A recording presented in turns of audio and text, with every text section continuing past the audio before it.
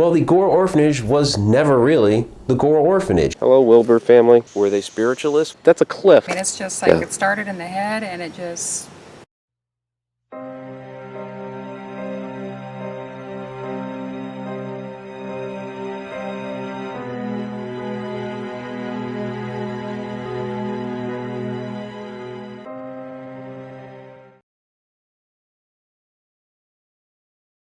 Welcome to Ghosts and Legends from Haunted Road Media. I'm your host, author and ghost historian Mike Ricksecker. Explore with us.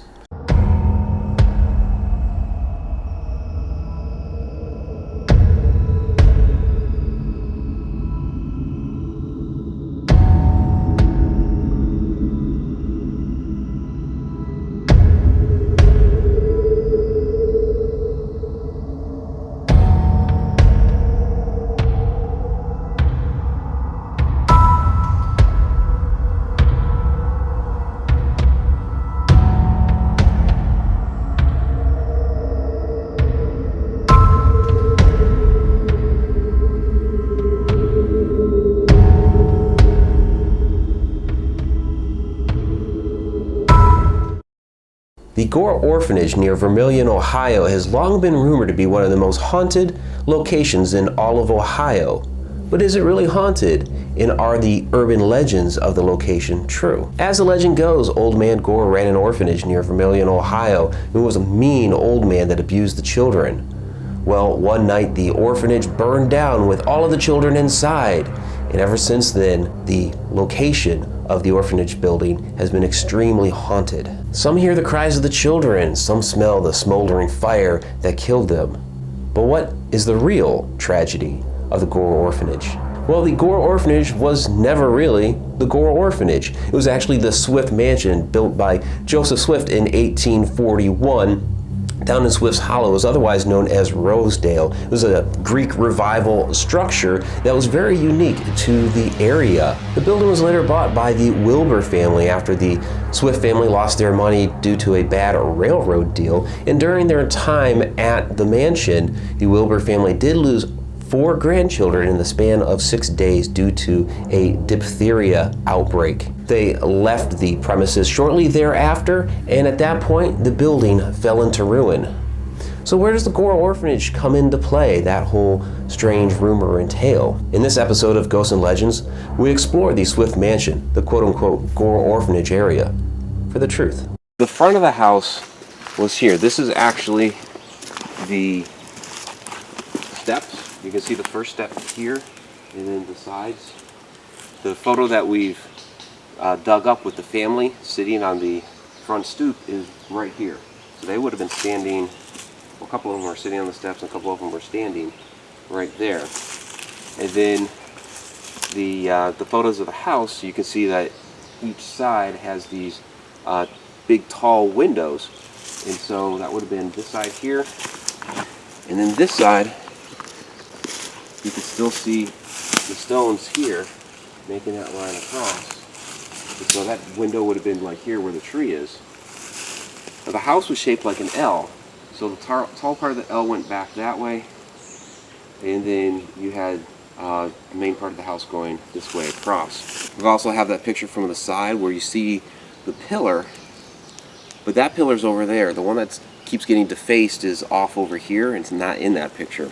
But there's a stump of one over here. Still don't know where they made off with the big, tall, heavy parts of the pillar at. But we're gonna go down into the basement today. We haven't been able to do that before because last time we were here it was all filled with water, but it's dried out enough now. One of the big mysteries for Shana and I as we explored the Swift Mansion area is what happened to the pillars that were part of the fence line of the property. There's one still standing that's been highly defaced, highly desecrated, spray painted on, chipped away by vandalistic teens over the years, but we found the bases of 2 that had been there. And we can't imagine that a bunch of teens would have somehow lifted these and hauled them off to somewhere else. So where did they go? What happened to them? Actually, the original front steps, right here. Let's be careful.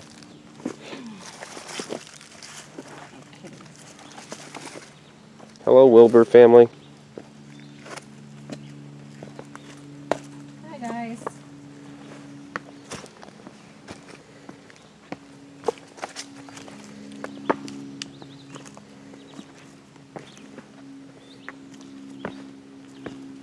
This is the basement of the Swift Mansion, which everybody commonly calls the Gore Orphanage, which this was never the orphanage. It was just the Swift house and then the Wilbur house. And then after that, after some years after the grandchildren died of diphtheria, they moved out and then it was uninhabited. So the Orphanage of Light and Hope did buy this property, but they bought it for the fields down there. And they didn't use the house. They didn't have children staying here or anything like that. The children stayed up the hill. So the boys' dorms were like right at the top of the hill, and the girls' dorms are like further beyond. So they would take the road, Gore Orphanage Road, down into here to tend to the fields. The Wilburs were spiritualists. They did, according to local legend, try to contact the spirits of the children that died of diphtheria here at the house. There's no way to really know if that rumor is true. You've had some people try to say that they weren't spiritualists, that they were Satanists. Of course, all that is just rumor and legend and conjecture. Were they spiritualists? Well, a lot of people from that time said that they were, and the spiritualism movement at that time was very, very big. So it wouldn't surprise me.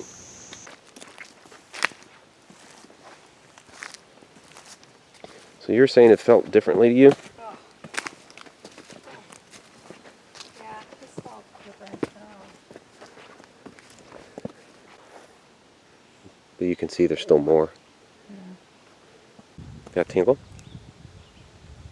No, the part where I was starting to feel like really sick, I can step out of it. It's just right here. Right in this area? Because once I walked away, I didn't feel it anymore.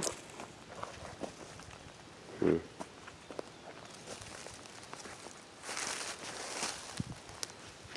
this is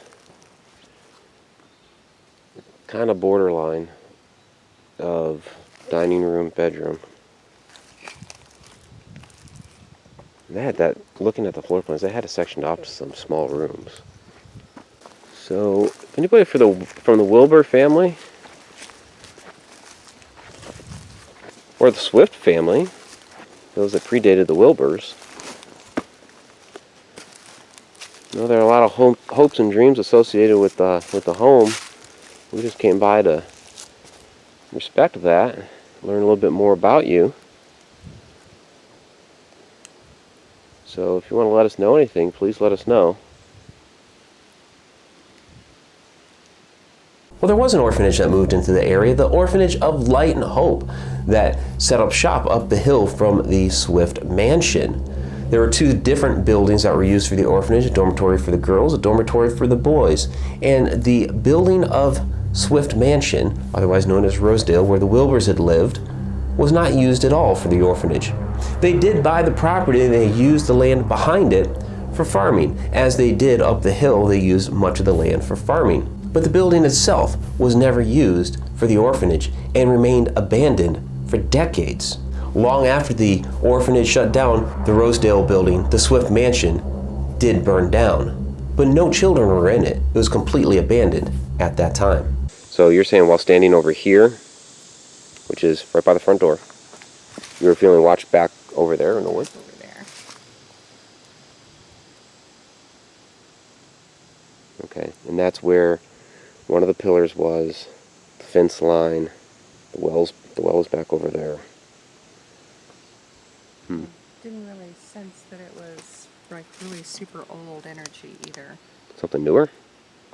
Oh no, I mean whoever it was wasn't that old. Okay, so like maybe a child.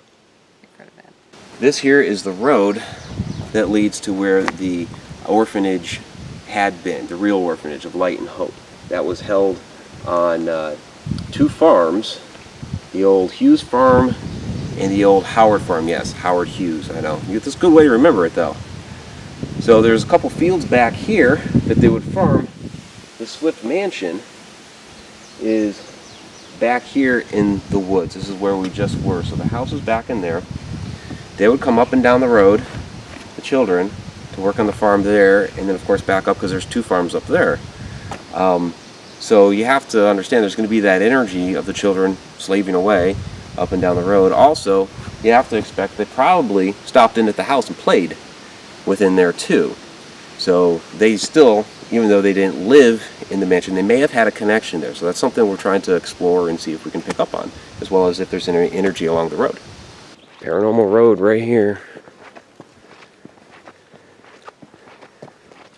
No longer used. So we have no choice. Okay, up and onto the old remnants of Gore Orphanage Road.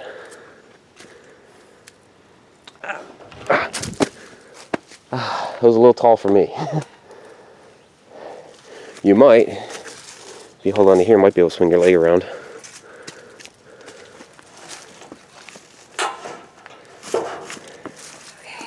All right. That went too hard. Here we go.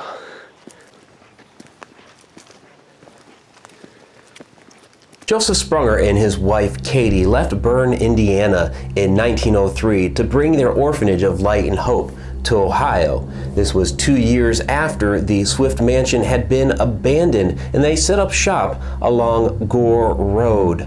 At that time, the word orphanage had not been appended to the road. A gore is a wedge-shaped piece of land to make a map correction, which is why the road was named as such. And the name orphanage was appended onto the road after the Orphanage of Light and Hope had been established. Again, there never was a Gore Orphanage. Before the decade was even out, news of the poor conditions at the Orphanage of Light and Hope started to become known. For instance, here's Ben's story. The boys' dormitory was a building near the road. I helped build the barn when I was 10 years old. We hauled stone for the foundation from the riverbed. We had a buggy shed, a print shop where the paper Light and Hope was published. We had a schoolhouse and a chapel also. We raised our own food. We even tapped the maple trees. There were 100 children living at that time in the orphanage. My little sister was sent there when she was only 2 years old. I saw her very seldom. The girls and the boys each ate in their own dormitory. No, I wasn't very happy. Some of the boys had welts in their backs from whippings. We boys were loaned to neighboring farms. I often worked at the Andrus farm. We worked until dusk, and I recall pulling the little express wagon with hogsheads. Yes, we had enough to eat, but I sometimes think sick cattle were sometimes slaughtered. We bought some food at the Sid Simmons grocery, but most often staples were begged. When I was 14, I wanted a bike to help pull the wagon. I guess I had earned it in hard work, so I took $5 from the sugar bowl. I was caught, of course. I ran away, and that was the end of my orphanage life. I often lived with the Andresses and learned farming and carpentry. My father was a carpenter. I've kept in touch with all my brothers and sisters. From the Vermilion News, September 9th, 1909. About 3 weeks ago, 2 girls, ages 12 and 13, respectively, ran away by wading across the Vermilion River and came to Vermilion. They found a refuge with the ladies there, Mrs. G.B. McConley, Mrs. Peter Hahn, and Miss Griswold aiding the parties. Mrs. McConley cared for one of the girls. They reported misusage. The attention of Humane Officer Lawrence of Lorain County was brought to the conditions of affairs in an action brought by W.B. Glatz of Lorain to secure charge of his grandchildren. The testimony was given as follows.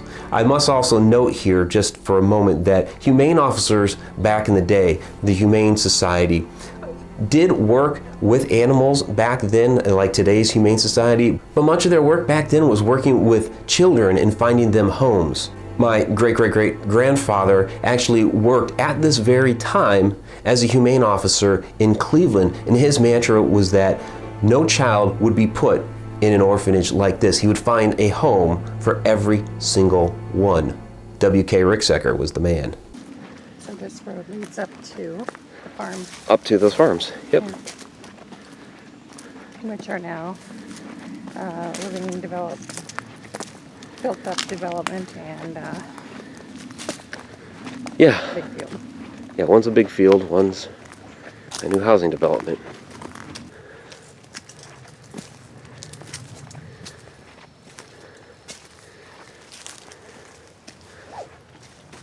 But I'm liking this. So yeah, it's all overgrown now, but this is the way the kids would have traveled up and down to those fields with their carts and whatever else they would have had to haul to and from. Yeah, it's a lot of work for them. Oh my gosh. Well, Where's all the trees? The shade. it's not just that. Where'd the road go? That's a cliff. Oh. You're losing the road to the river. That's part of the problem. Holy shit. Yeah, because look, the guardrail's way the hell down there.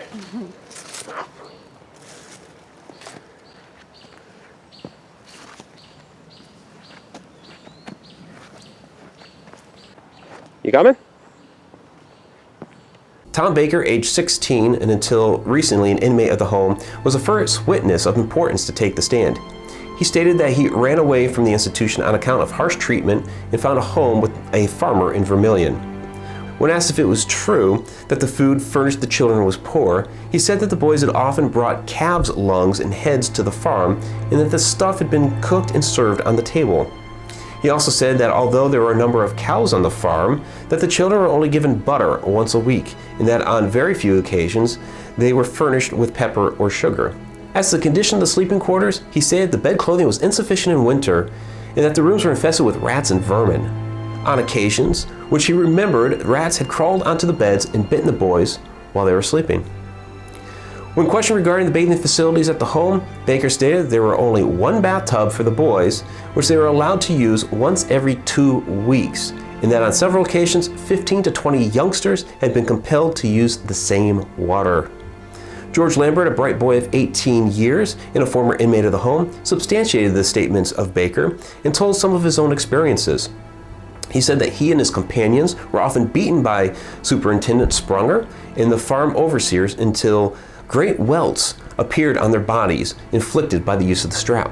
When asked the reason as to why he left the home, Lambert said that he wanted to learn something, which was almost impossible at the institution, as the children were only allowed to go to school when there was no work to be done on the farm.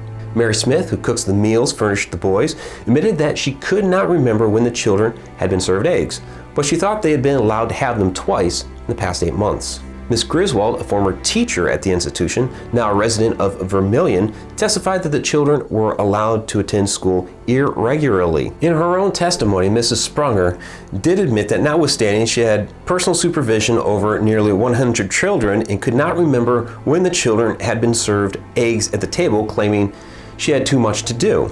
She admitted that 4 or 5 girls bathed in the same water, which was carried from the roof of the building into a tank in the bathroom. She said bed bugs and lice came into the orphanage with clothing, which was shipped in or from the new children, but that they tried to get rid of them when the other children became covered with the vermin. She also stated that corn, which is to be dried, is first boiled in a huge kettle in the laundry, the same kettle which is used to steam the white underwear worn by the children. John Sprunger died just 2 years after the investigation of the Orphanage of Light and Hope, and the doors to the institution permanently closed in 1916. 7 years before the building of the Swift Mansion burned down. Just hug the plants. This is the time to be a tree hugger.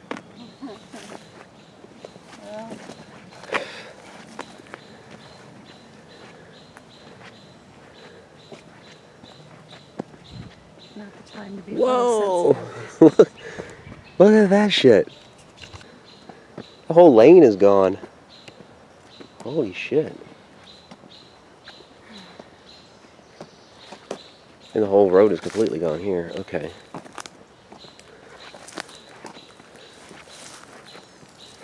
But hey, people walk through here, you can see. It's tramped down a little bit.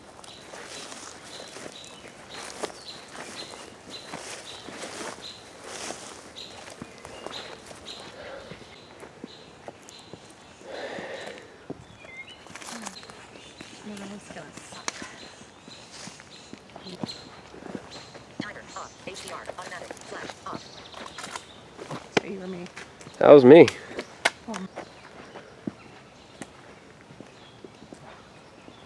Oh yeah, look at that. Those pillars look a little familiar.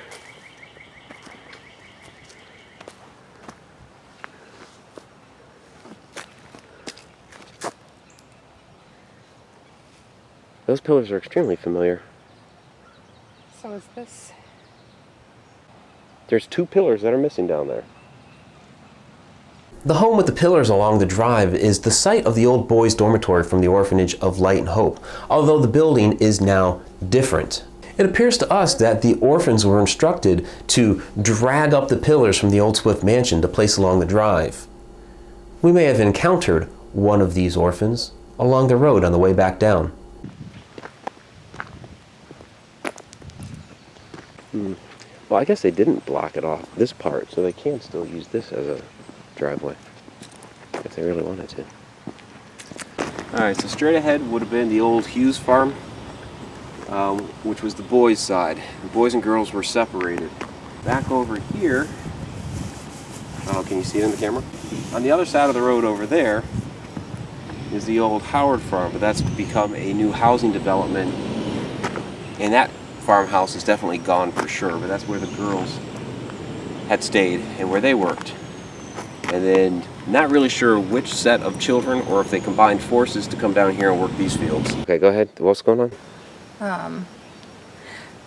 We're just walking back the same way that we walked up, and I didn't really feel anything walking up, but now on the way back, I started feeling kind of like something was different, and then I stepped into this spot right here, and it's still going.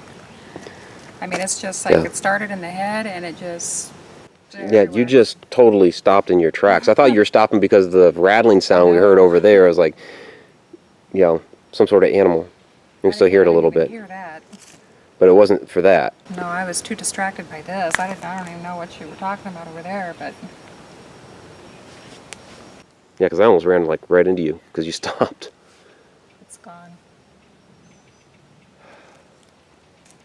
If there's somebody here with us, I don't have it anymore. please let us know. I mean, we've been talking about the houses and the children and everything. Can you confirm what we were thinking about the house at the top of the hill?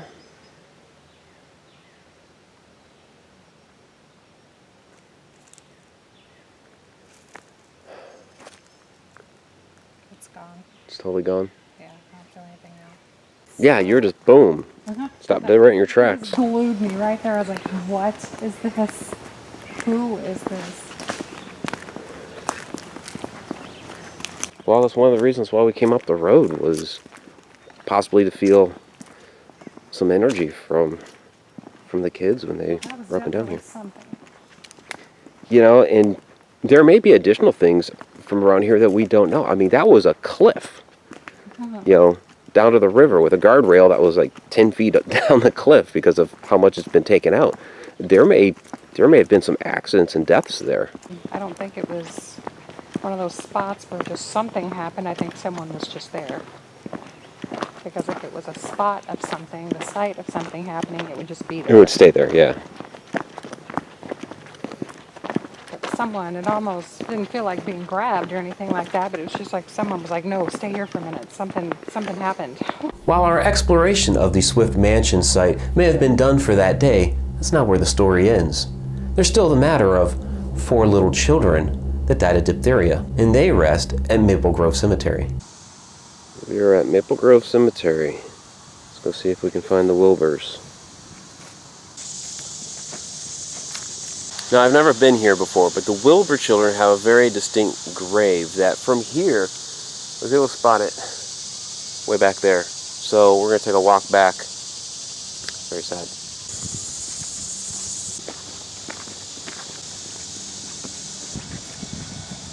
And here we go. Wilbur children. Jesse, Roy, Ruby, and May. These are the grandchildren that died of diphtheria. And there's the family marker. The children are also memorialized here. Jesse, May, Roy, and Ruby. So there's 2 different places where they're memorialized. The Roy and Ruby apparently were twins. So at the site here, you have the grandchildren, the children, and then the grandparents. So Nicholas and Eliza were the grandparents. They're the ones that actually owned the house. And then you have Harriet and Miller. They're the children. And then you have the 4 grandchildren, Jesse, Roy, Ruby, and May. Ruby was the first to go on January 13th. Then Jesse on the 14th. May on the 18th, and Roy on the 19th. That's really sad. Legends are stories passed down through the ages with a degree of truth and a degree of hyperbole. But how much of each is left for us to discover? When it comes to the Gore Orphanage legend, many believe that the Collinwood fire in which a number of children died was superimposed onto the Swift mansion in conjunction with the atrocities that happened at the Orphanage of Light and Hope. Given that the road was named Gore Orphanage Road, over the years, the story manifested. But there were still some grains of truth within this.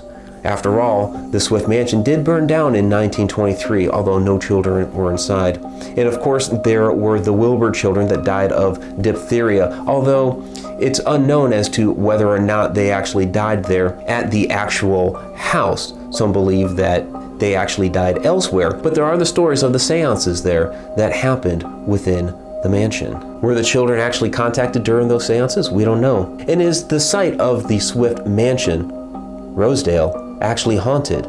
That's still for us to discover.